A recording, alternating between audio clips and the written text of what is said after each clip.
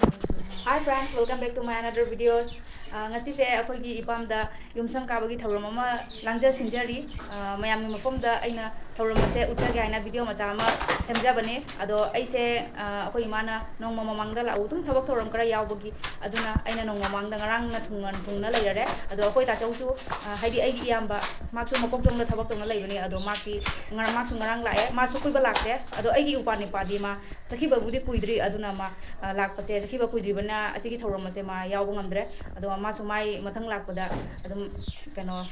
lai khrom bam adum macha ma tawrani aduna makte ngasigi se yawba ngamdre aduna ngasigi thoram ase yam chauna budi tawba natre ahana mani tawraga adum pangthokpa hai tare ko ngasigi din se yamna phaba din ni ai aduna ngasigi din na phaba siga makoi su hadi akhoi ima hoi yumsiga changaga maisu hadi mai pakpa su osanu siga changaga kuibagi awaba kaya su kokpa su orasu no mayam su yaifa mangol bor pinabiu aduna video se makha ta na yengbiu ai makha adum ucharake mayam ngi phomda mayam se akhoi ani hadi aigi ima ma haje hairuk kai sembai khotpai thoram tawjari akhoi gi ahansing laga laktri ngai da kho mana dum hadi mana dum hogat khre ahansing laga moi lakpai moi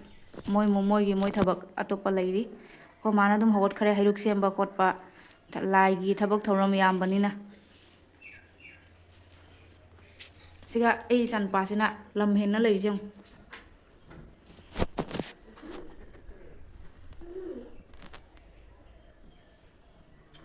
oma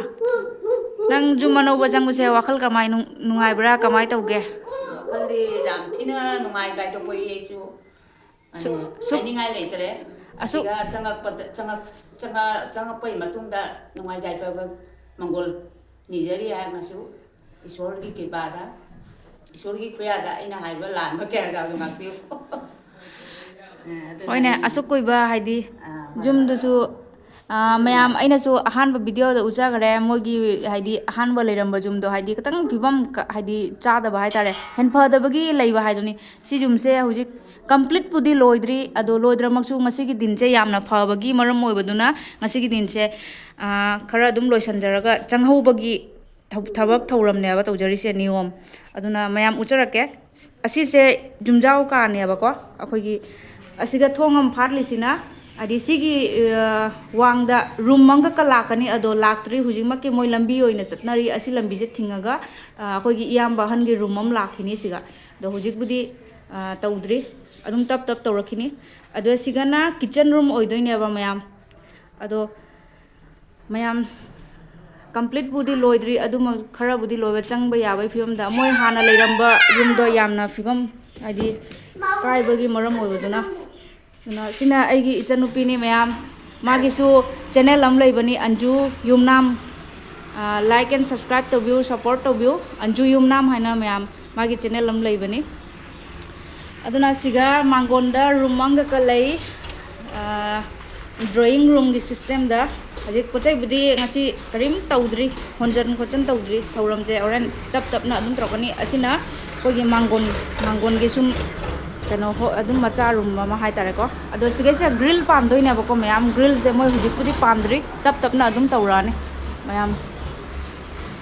di family su moi adum yam de da kona tap na moi adum tawrakani ado mayam video se makhata na adum yengbiu ko mayam se khoi mama gi hana gi jumni asi jum jigane aba hujik kano tawrise pochai sidani amona hana leirami jumse agi mayam jengbiu to hujik anobo jumda mu changase anobo jumda mi khara lakpa hogatla kari tawino jengse sine ba koi thongan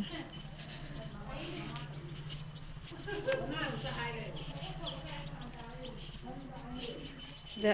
sigai jumai changani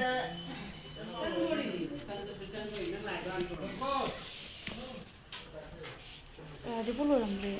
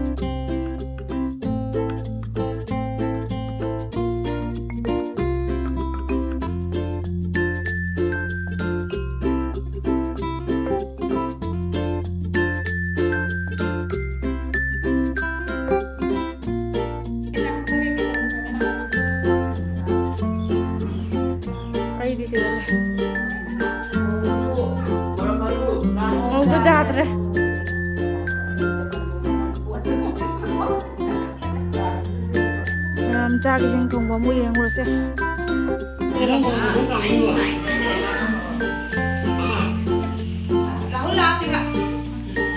Bila pada manggon depan bro, abinap ka? Bila tu abinap ka pam bro? Abinap mapan.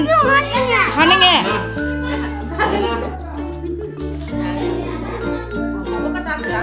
Mayung ano?